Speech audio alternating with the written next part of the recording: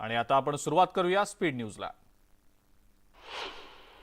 ठाणे जिल्ह्यामध्ये आज पाणी कपात करण्यात येणार आहे। बारवी धरणाच्या जांभूळ इथल्या जलशुद्धीकरण केंद्रामध्ये तांत्रिक कामांसाठी पाणी पुरवठा बंद राहील, त्यामुळे नागरिकांनी पाणी जपून वापरावं असं आवाहन करण्यात आलेलं आहे। मराठवाड्यामध्ये आजपासून 2 फेब्रुवारी दरम्यान पावसाची शक्यता वर्तवण्यात आली आहे। किमान तापमान सरासरीपेक्षा जास्त राहून तुरळक ठिकाणी सरासरीपेक्षा जास्त पाऊस पडेल असा अंदाज हवामान विभागानं वर्तवलेला आहे। 29 जानेवारीनंतर महाराष्ट्रात थंडीची लाट येण्याची शक्यता आहे। ही लाट 2 फेब्रुवारीपर्यंत कायम राहील असा अंदाज हवामान विभागानं वर्तवला आहे। बँक ऑफ महाराष्ट्रमधले कर्मचारी आजपासून संपावर जात आहेत। नोकर भरतीच्या प्रश्नावर एकदिवसीय संप पुकारण्यात आला असून याचा महाराष्ट्रातल्या कर्मचाऱ्यांना मोठा फटका बसणार आहे। येत्या 1 फेब्रुवारीला माथाडी कामगारांनी 1 दिवसाचा लाक्षणिक संप पुकारण्याचा इशारा दिलाय। माथाडी कामगारांच्या समस्यांकडे दुर्लक्ष होत असल्याचा आरोप करत माथाडी कामगार नेते नरेंद्र पाटील यांनी हा इशारा दिलाय। आनंद दिघे यांची जयंती असल्यानं ठाण्यामध्ये विविध कार्यक्रमांचं आयोजन करण्यात आलं। यानिमित्त मुख्यमंत्री एकनाथ शिंदे ठाण्यातल्या आनंद आश्रम इथं आणि शक्तीस्थळ इथं अभिवादन करणार आहेत। त्यांच्यासोबत मंत्री गुलाबराव पाटील, दादा भुसे, शंभूराज देसाई, प्रताप सरनाईक असे नेते देखील होते।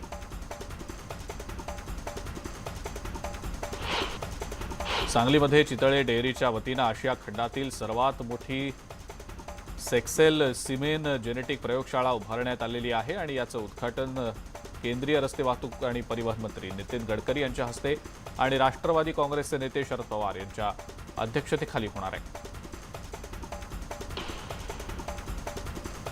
भीमशक्ती आणि शिवशक्ती युती झाल्यानं बुलढाण्यातल्या खामगावमध्ये जल्लोष करण्यात आला आहे। शिवसेना उद्धव बाळासाहेब ठाकरे पक्षाच्या कार्यकर्त्यांनी फटाके फोडत ढोल ताशा वाजवत आनंद साजरा केला।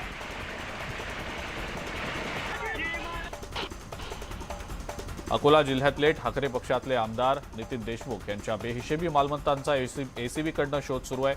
अमरावतीच्या विभागीय कार्यालयानं पातूरच्या तहसीलदारांना संपत्तीच्या व्यवहारांच्या खरेदी विक्रीची माहिती मागवलेली आहे। कल्याण डोंबिवली पालिका हद्दीतील 27 गावांपैकी 18 गावं वगळण्याचं प्रकरण न्यायप्रविष्ट आहे आणि या प्रकरणातल्या याचिकेवर अंतिम सुनावणी आज होणार आहे। राज्य सरकार, केडीएमसी आणि याचिकाकर्ते यांनी 2 पानी महत्त्वाचे मुद्दे कोर्टात सादर करावेत असे आदेश सुप्रीम कोर्टानं दिलेत। भिवंडीतल्या नदीनाका इथल्या कामवारी नदीपात्रातल्या जलपर्णी हटवण्याची मागणी ठाकरे पक्षाकडून करण्यात आलेली आहे। जलपर्णी हटवून नदीची स्वच्छता न केल्यास तीव्र आंदोलनाचा इशारा देण्यात आलेला आहे।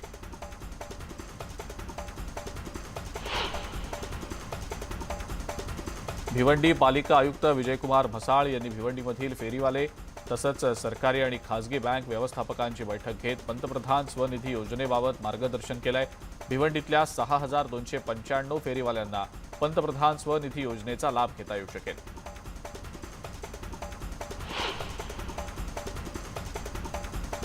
औरंगाबाद महानगरपालिका पेट्रोल पंपावर वर्षभरामध्ये 55 कोटी रुपयांची इंधन विक्री झालेली आहे। या पेट्रोल पंपाचा सर्वाधिक इंधन विक्रीमध्ये 13 जिल्ह्यांमध्ये प्रथम क्रमांक आला आहे। या पेट्रोल पंपामुळे 23 कंत्राटी कर्मचाऱ्यांना रोजगार मिळाला आहे। राज्यामध्ये सत्ता बदल झाल्यानंतर 6 ते 7 महिन्यांनी मराठी चित्रपट अनुदान समितीची पुनर्रचना करण्यात आलेली आहे। त्यामुळे अनुदानाच्या रांगेत प्रतीक्षेत असलेल्या 204 मराठी चित्रपट निर्मात्यांसाठी अनुदान मिळण्याचा मार्ग मोकळा झालाय। राज्य सरकारच्या सांस्कृतिक कार्य मंत्रालयानं चित्रपट अनुदान समितीची पुनर्रचना केलेली आहे। देशातल्या विद्यार्थ्यांना देशाचा समृद्ध वारसा, संस्कृती, वास्तू आणि वन्यजीवन यांची माहिती होण्यासाठी केंद्रीय पर्यटन मंत्रालयानं योजना तयार केली आहे। यानुसार विद्यापीठं आणि उच्च शिक्षण संस्थांना आता पर्यटन स्थळ दत्तक घ्यावं लागणार आहे। या पर्यटन स्थळी विद्यार्थ्यांना नेण्यासाठी अनुदानही देण्यात आलेलं आहे। कापसाचे वायदे सुरू होण्यासाठी आता नवीन अडथळे निर्माण झालेत। सेबीनं कापूस गाठीचे वायदे सुरू करायला मान्यता दिलेली असली तरी कापूस उत्पादन सल्लागार समितीनं व्यापार सुरू करायला विरोध केलाय। त्यामुळे आणखी काही काळ कापूस वायदे बंद राहतील। मालेगाव चाळीसगाव मार्गावरच्या साकुल फाट्याजवळ भीषण अपघात झालाय। कारची कठड्याला जोरदार धडक बसून झालेल्या या अपघातामध्ये एका तरुणाचा मृत्यू झालाय। औरंगाबादच्या सोयगावमधल्या एका घरामध्ये साठवून ठेवलेल्या कापसाला आग लागली। या आगीमध्ये 6 ते 7 क्विंटल कापूस नुकसान झालेलं आहे। भाववाढीच्या प्रतीक्षेत असलेल्या शेतकऱ्यांना हा कापूस साठवून ठेवलेला होता।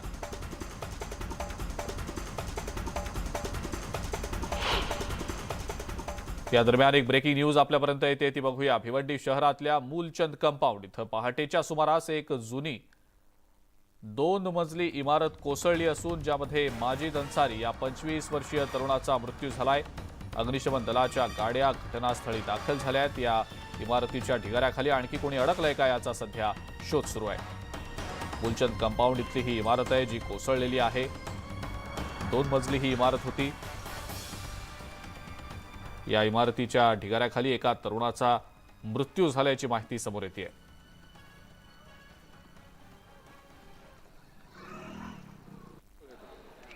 भिवंडीतल्या मूलचंद कंपाऊंड इथली ही दुर्घटना आहे। इमारत दुर्घटनेमध्ये एकाचा मृत्यू झाल्याची आता बाब समोर येते। पहाटेच्या सुमारास ही इमारत कोसळल्यानं ही दुर्घटना झाली आहे। अधिक माहिती या संदर्भातली आपण जाणून घेणार आहोत। रवी शिंदे आपले प्रतिनिधी आपल्यासोबत आहेत सध्या। रवी, काय नेमकी माहिती?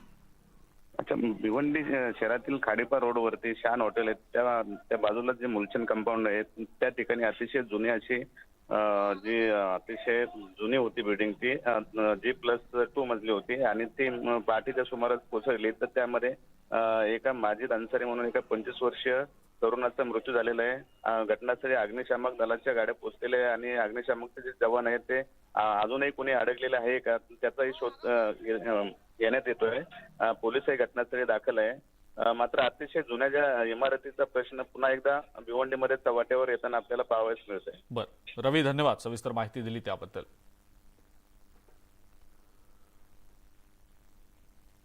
यानंतर आपण पुन्हा एकदा स्पीड न्यूजकडे वळूया। पुण्यातल्या स्वारगेटमध्ये नाईक बी बियाणे दुकानाजवळ आग लागल्याची घटना घडली। अग्निशमन दलाच्या 6 गाड्या घटनास्थळी दाखल झाल्या होत्या। आगीवर नियंत्रण मिळवण्यामध्ये यश आलेलं आहे। जुन्नरच्या काळवाडी गावात रस्त्यावर खडी टाकून ठेवली आहे। रस्त्याच्या अर्धवट कामांमुळे गावकऱ्यांना मनस्ताप सहन करावा लागलाय। त्यामुळे आळेफाटा पोलीस स्टेशनमध्ये गुन्हा दाखल झालाय। ग्रामस्थांनी 4 दिवसांपासून यासाठी उपोषण केलं होतं। प्रादेशिक परिवहन कार्यालय नागपूर ग्रामीणनं फेसलेस पद्धतीनं ऑनलाईन लर्निंग लायसन्सची परीक्षा देणाऱ्यांमधनं 198 उमेदवारांना नापास केलंय। आरटीओनं रिजेक्ट केलेल्या 198 उमेदवारांमधनं 17 जणांची परीक्षा डमी उमेदवारांनी दिल्याचं वेबकॅममधनं पुढे आलंय। चाळीसगाव तालुक्यातल्या बहाळसह परिसरात गेल्या काही दिवसांपासून बिबट्याची दहशत पसरली आहे। बिबट्याच्या वावरामुळे नागरिकांचं घराबाहेर पडणं कठीण झालंय। या बिबट्याला जेरबंद करण्यासाठी वन विभागाकडून परिसरात पिंजरे लावण्यात आलेले आहेत। गिरगावात क्रिकेट प्रीमियर लीग स्पर्धेच्या उद्घाटन सोहळ्याला मुख्यमंत्री एकनाथ शिंदे यांनी हजेरी लावली। यावेळेला मुख्यमंत्र्यांनी उपस्थितांसोबत क्रिकेट खेळण्याचा आनंदही लुटला। धुळ्यातल्या गरुड क्रीडा मैदानामध्ये 10 फेब्रुवारी ते 14 फेब्रुवारी दरम्यान कुस्ती स्पर्धा होत आहेत। तब्बल 5 वर्षांनंतर या स्पर्धांचं आयोजन होत आहे। क्रीडा आणि सांस्कृतिक मंत्री गिरीश महाजन यांनी या कुस्ती स्पर्धा नियोजनाचा आढावा घेतला। यवतमाळच्या कळंबमध्ये चिंतामणी जन्मोत्सव सप्ताहाला सुरुवात झाली। जन्मोत्सवाच्या निमित्तानं मंदिराला रोषणाई करण्यात आलेली आहे। जन्मोत्सवाच्या निमित्तानं विविध कार्यक्रमांचं आयोजन देखील करण्यात आलंय। पद्मभूषण जाहीर होताच सुधा मूर्ती यांनी पंढरपूरमधल्या विठ्ठल रुक्मिणीचं दर्शन घेतलं। पद्मभूषण जाहीर झाल्यानंतर आनंद झाला असून हा आनंद व्यक्त करण्यासाठीच आपण विठ्ठल रुक्मिणीच्या दर्शनाला आल्याचं सुधा मूर्ती यांनी म्हटलंय। पुण्यातल्या एम्प्रेस गार्डनमध्ये पुष्परचना प्रदर्शन पाहण्यासाठी नागरिकांची मोठी गर्दी होती। बॉटनिकल गार्डनमध्ये तब्बल 3 ते 5 लाख नर्सरी रोपांचा वापर करून विविध रंगांच्या पुष्परचना साकारण्यात आल्या।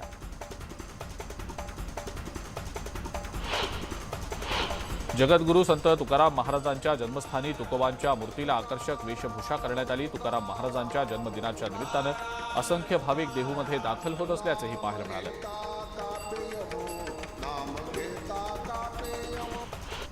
भाजपच्या केंद्रीय निवडणूक समितीची आज महत्त्वाची बैठक होतीये। पंतप्रधान नरेंद्र मोदी या बैठकीला उपस्थित राहणार असून यात त्रिपुरा, मेघालय आणि नागालँडमधल्या उमेदवारांवर शिक्कामोर्तब केलं जाणार आहे। योगगुरू रामदेव बाबा यांनी पाकिस्तानबाबत एक मोठं वक्तव्य केलंय। पाकिस्तानचे 4 तुकडे होऊन पाकिस्तान व्याप्त काश्मीर भारताचा भाग होईल असं रामदेव बाबांनी म्हटलंय। पंतप्रधान नरेंद्र मोदी परीक्षा पे चर्चाच्या माध्यमातून आज विद्यार्थी, शिक्षक आणि पालकांशी संवाद साधणार आहेत. दिल्लीतल्या तालकटोरा इंडोर स्टेडियमवर हा कार्यक्रम आयोजित होतोय. राज्यातल्या शाळांमध्ये सुद्धा परीक्षा पे चर्चा हा कार्यक्रम दाखवला जाणार आहे. अभिनेत्री जॅकलिन फर्नांडिसच्या याचिकेवर आज पटियाला हाऊस कोर्टात सुनावणी होणार आहे. दुबईला जाण्यासाठी परवानगी देण्याची विनंती याचिका जॅकलिननं कोर्टात केलेली होती, मात्र ईडीनं याला विरोध केला आहे. नाकावाटे देण्यात येणारी देशातील पहिली कोरोना लस लॉन्च झालेली आहे. केंद्रीय आरोग्य मंत्री मनसुख मांडवीय यांनी ही लस लॉन्च केली आहे. भारत बायोटेकनं या लसीची निर्मिती केली आहे. बिहारच्या पाटण्यामध्ये एका भरधाव कारनं रस्त्यावरनं चालणाऱ्या लोकांना धडक दिली आहे. या अपघातामध्ये 2 जणांचा जागीच मृत्यू झालाय. बिहारमधल्या भागलपूरमधील एका बँकेवर सशस्त्र दरोडा टाकण्यात आला. दरोडेखोर 9 लाख रुपये घेऊन फरार झालेले आहेत. पोलिसांकडून दरोडेखोरांचा शोध सुरू आहे. सुरतच्या उधना भागात एका कार शोरूमला भीषण आग लागलेली होती. अग्निशमन दल घटनास्थळी पोहोचलेलं होतं आणि या आगीवर नियंत्रण मिळवण्यासाठीचे प्रयत्न तातडीनं सुरू करण्यात आलेले होते. जम्मू काश्मीरच्या पूंछमधल्या सुरनकोटचे माजी आमदार चौधरी मोहम्मद अकरम यांच्या घराच्या बाहेरील भिंतीजवळ एक ग्रेनेड सापडलेला आहे आणि यामुळे एकच खळबळ माजली आहे. या सगळ्याचा तपास पूंछ पोलीस करतायत. शिमल्यातल्या नारकंडा भागामध्ये जोरदार बर्फवृष्टी होत असल्याचं पाहायला मिळतंय. सतत होणाऱ्या बर्फवृष्टीमुळे इथल्या रस्त्यावर वाहनांवर बर्फाचे थर साचलेत.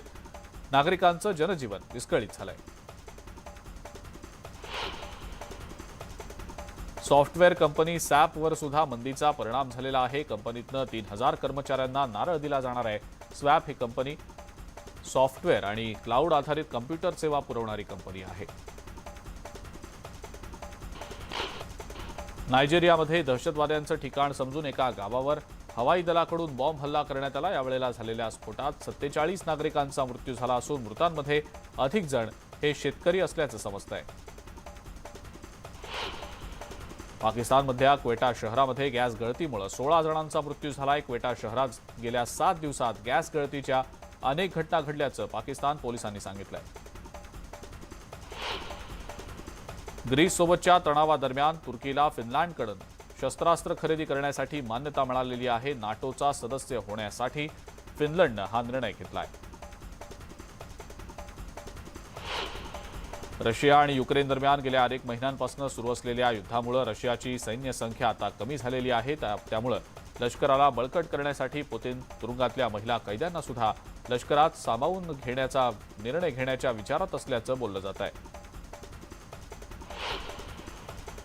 उत्तर कोरियामध्ये एका नव्या आजारामुळे लॉकडाऊन लावण्यात आलेला आहे. या आजारामुळे उत्तर कोरियातल्या लोकांना श्वसनाचा त्रास होत असून ही समस्या आता गंभीर बनतेय. त्यामुळे किम जोंग उन यांनी 5 दिवसांच्या लॉकडाऊनची घोषणा केली आहे. अमेरिकेचे माजी राष्ट्राध्यक्ष डोनाल्ड ट्रम्प 2 वर्षांनंतर पुन्हा एकदा फेसबुक आणि इन्स्टाग्रामवर ऍक्टिव्ह होण्याची शक्यता आहे. मेटा कंपनीनं याबाबतची घोषणा केलेली आहे.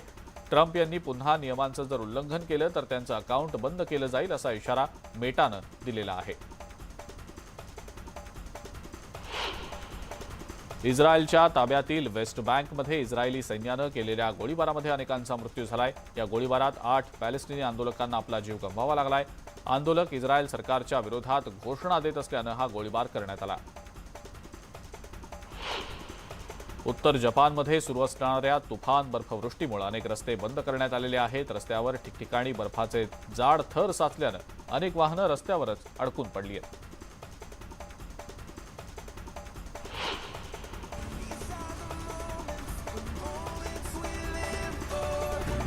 सेल्फीचा एक व्हिडिओ व्हायरल होतोय ज्यामध्ये एक लहान मुलगी समुद्र किनाऱ्यावरील कासवासोबत सेल्फी घेते. आश्चर्य म्हणजे सेल्फी घेताना हे कासव अजिबात हलत नाही.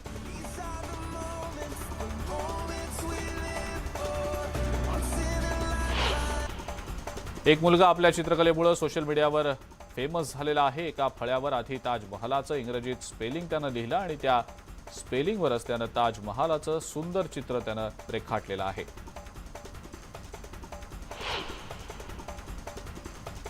जन्मदाखल्यावर सहसा कधी कुणाची सही नसते, पण कुत्र्याच्या एका पिलानं स्वतःची सही म्हणून आपल्या पंजांचे ठसे जन्मदाखल्यावर उमटवलेले आहेत. याचा हा व्हिडिओ सध्या सोशल मीडियावर व्हायरल होतोय.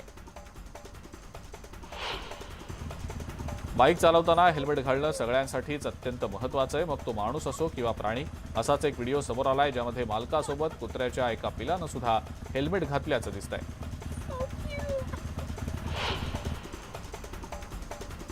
कुत्र्यांचं शरीर हे अत्यंत लवचिक असतं. सोशल मीडियावर सध्या फ्लाइंग डॉग म्हणजेच उडणाऱ्या कुत्र्याचा व्हिडिओ व्हायरल होतोय. यात हे कुत्रे इतक्या सफाईदारपणे उडी मारतायत की जणू ते उडतच असल्याचा भास होतोय.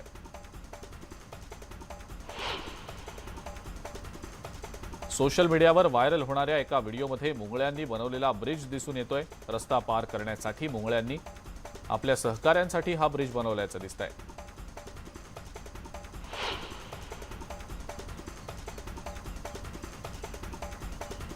जगातील पक्ष्याचं सर्वात छोटं घरटं सोशल मीडियावर व्हायरल होतंय. अवघ्या एका पानाच्या या घरट्यामध्ये चक्क 3 अंडी उबवण्यासाठी ठेवल्याचं पाहायला मिळतंय. अवघ्या 1.5 मिनिटात कोळ्यानं जाळं विणल्याचा व्हिडिओ व्हायरल होतोय. एखाद्या यंत्राच्या वेगानं या कोळ्यानं हे जाळं विणलेलं आहे. त्याचा हा व्हिडिओ थक्क करणारा आहे. भारत आणि न्यूझीलंडमधल्या T20 सिरीजला आजपासून सुरुवात होतीये. रांचीमध्ये हा सामना खेळवला जाणार असून या सामन्यामध्ये कोण बाजी मारणार याकडे क्रिकेटप्रेमींचं लक्ष लागलंय. T20 सिरीज आधी टीम इंडियाला मोठा धक्का बसलाय. ओपनिंग बॅट्समन ऋतुराज गायकवाड याला दुखापत झाल्याचं समोर आलेलं आहे. रांचीमध्ये माजी कर्णधार महेंद्रसिंग धोनीनं टीम इंडियाच्या खेळाडूंची आवर्जून भेट घेतली. त्याचा हा व्हिडिओ सध्या व्हायरल होतोय.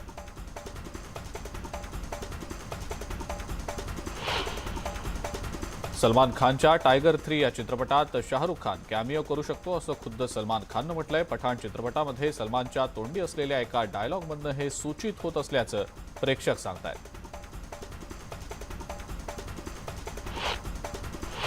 अभिनेता अरशद वारसी यानं आपल्या ट्विटर अकाउंटवर संजय दत्त आणि त्याच्या आगामी चित्रपटाचं पोस्टर शेअर केलं. यामध्ये ते दोघंही कैद्याच्या वेशात दिसत आहेत. त्यांच्या या पोस्टनंतर चाहत्यांमध्ये चित्रपटाच्या बाबतीत कमालीची उत्सुकता आहे.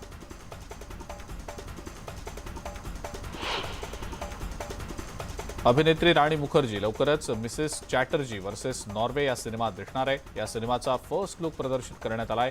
17 मार्चला हा सिनेमा रिलीज होणार आहे.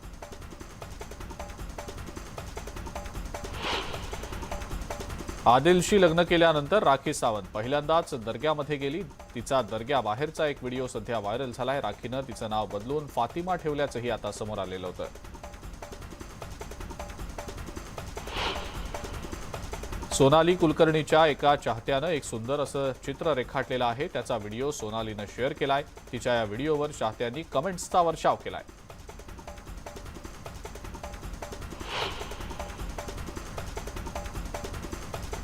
अवधूत गुप्तेनं नवीन बुलेट खरेदी केली. विशेष म्हणजे त्याला वोयाज मोटर्सची महाराष्ट्रातली पहिली बुलेट मिळाली आहे.